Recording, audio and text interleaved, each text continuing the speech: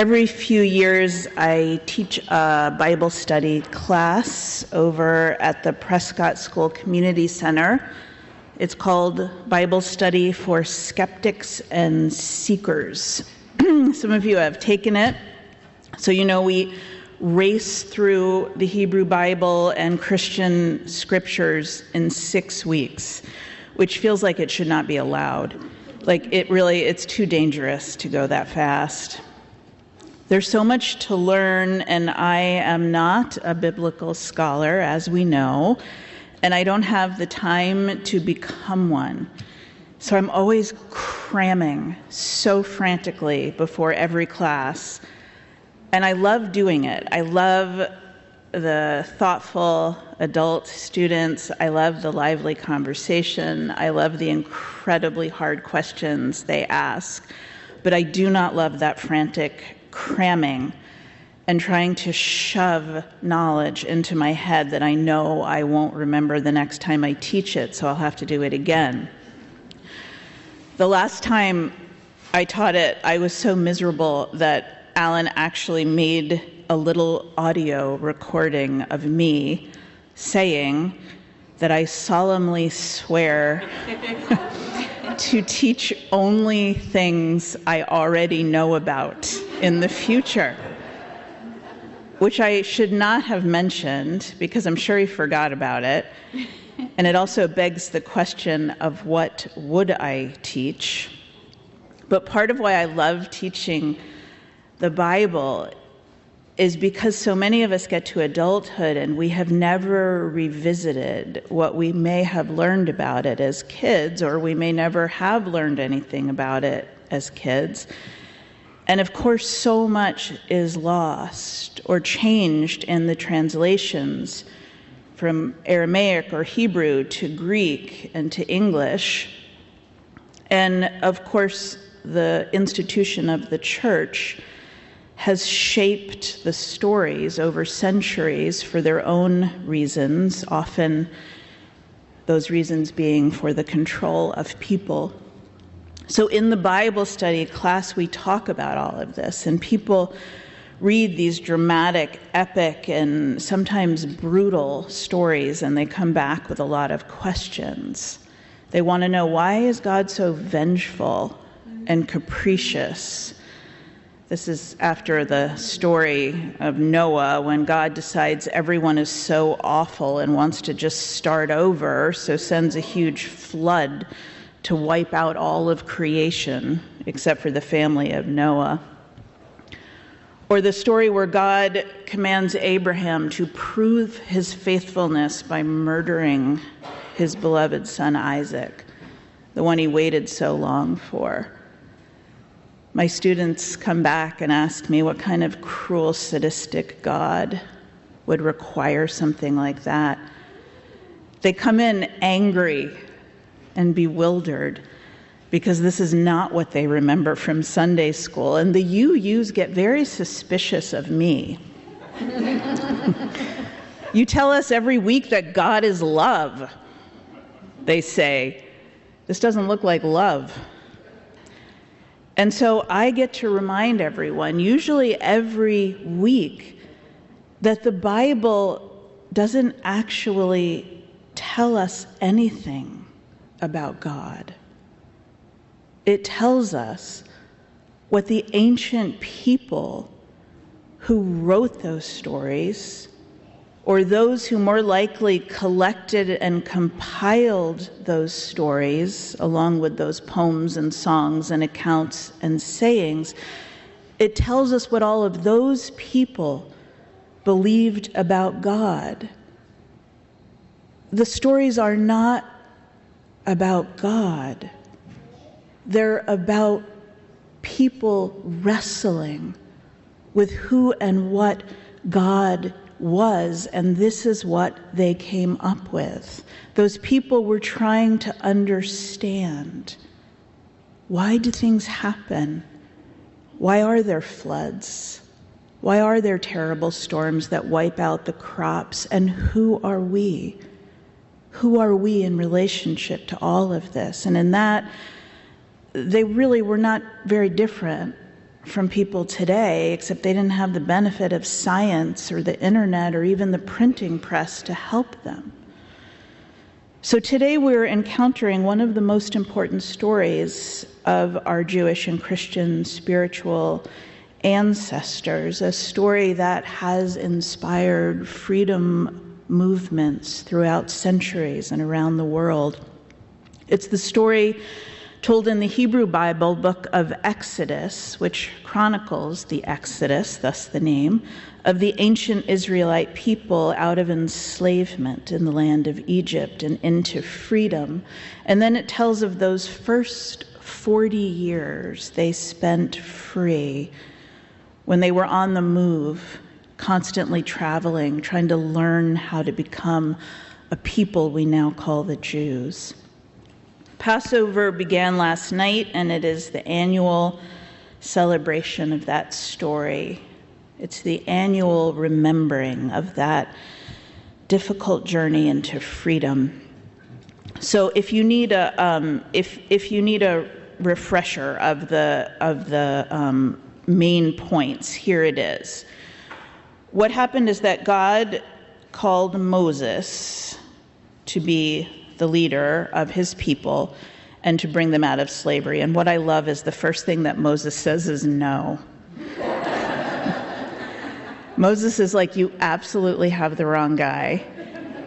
And he agrees to do it only if God will let Moses' brother, Aaron, help him. So right away, there's the message, you can't do this alone. So Pharaoh has no desire to lose his field workers and bricklayers who work for free. So of course he refuses. And in order to convince Pharaoh to let the Israelites go free, the story says that God sends 10 increasingly horrible plagues upon the Egyptians. The rivers run with blood, and there are locusts and frogs and lice and hail. And after each plague, Pharaoh relents, but then changes his mind, and then comes the last plague for which the holiday is named, and it's the most horrifying and brutal part of this story, and I don't actually want to say it with little ones in the room, but do you know what it is? Thank you. So in order to preserve the Israelite children, God says, slaughter lambs, put the blood of the lambs on the door, and that angel that's going to do the thing that I'm not saying is going to know to pass over those houses. So all of this, the story says, happens, and Pharaoh is so overcome with grief that he tells Moses, get out. I'm serious this time. But even then, he changes his mind and sends the Egyptian soldiers after the Israelites, and who really can blame him? Because imagine the rage and the grief. So the Israelites come to the edge of the Red Sea. They can't go forward because of the water. They can't go back because of the soldiers. And they think that's it. But Moses lifts up his staff or his hand over the water, and the Red Sea parts, and the Israelites walk through, and then the waters come back and drown the soldiers. It's quite a story. It's like, wow, why do we remember this story? Well, this is what is reenacted every year at the Seder, and people eat food in order to remember the story, to make it real, to literally taste the story.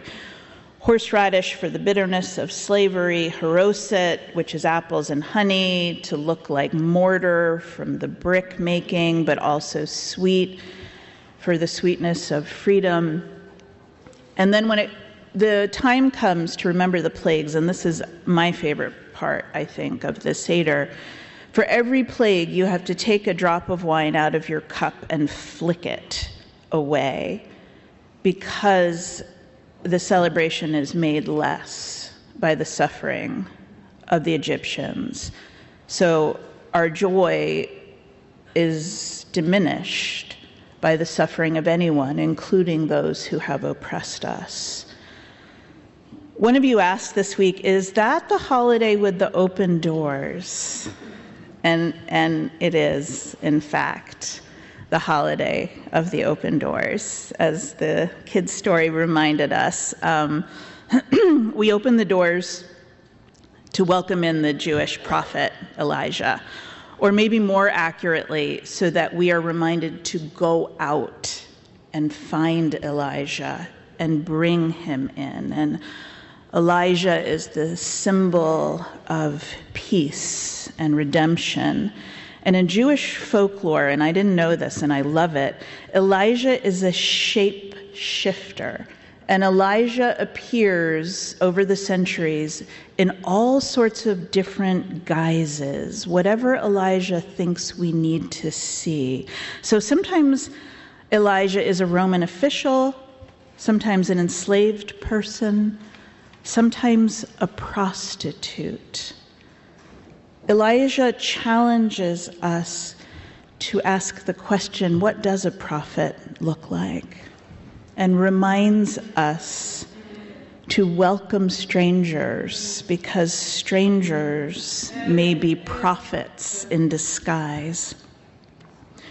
So each year at Passover, the story's relived, and there's another chance to remember those for whom the Exodus is still happening all over this world, and also to reflect on what freedom means. What does freedom mean this year in our country, as civil rights are being curtailed by the day?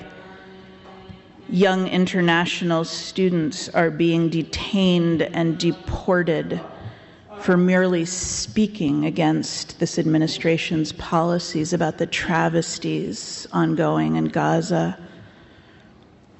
And each year we get a chance to find ourselves in that story, to think about what freedom means for us right now.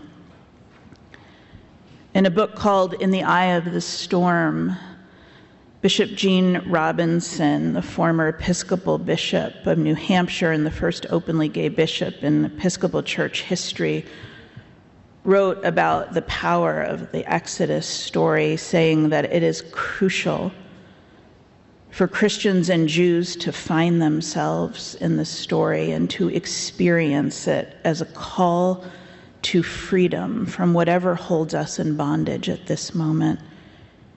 He says the story should be read as a call to come out of Egypt, to come out, literally and figuratively, from whatever holds us in bondage internally, our shame, our fear, our addiction, externally, our own government. He says that we are called every year to leave behind our powerlessness, our hopelessness, and to step forward into the unknown. And he reminds us that it's just our nature to want to be able to see the whole path in front of us before we take that first step, but life is not like that. He writes, some of us have been courageous enough to follow Moses out of Egypt, and then we get to the edge of the Red Sea, and we expect it to be like Cecil B. DeMille and just open up, and there'll be this lovely dry path to cross on. He says, what I find is you get to the Red Sea, and it only parts enough for one footfall, and you got to take it and hope and trust and believe that the water will part enough for the next footfall, and you never get to see the other side before you start the crossing. You just have to put your foot down.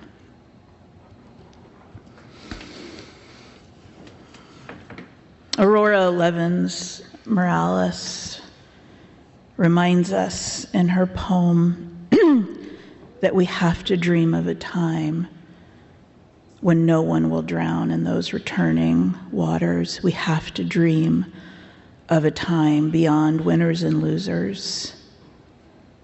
We have to dream of a time when we refuse to leave anyone behind. This time we cannot cross over until we carry each other, she says. This time, that country is what we promise each other. This time, it's all of us or none of us. How do we move one tiny footfall closer? One tiny footfall closer. I don't have easy answers for you. I only know that I believe in believing that we can. I only know that I believe that the sea parts if we carry each other, and that it matters that we choose again and again to go together. Because the Promised Land is not a place, it is a way of going, and together is the only way we can go.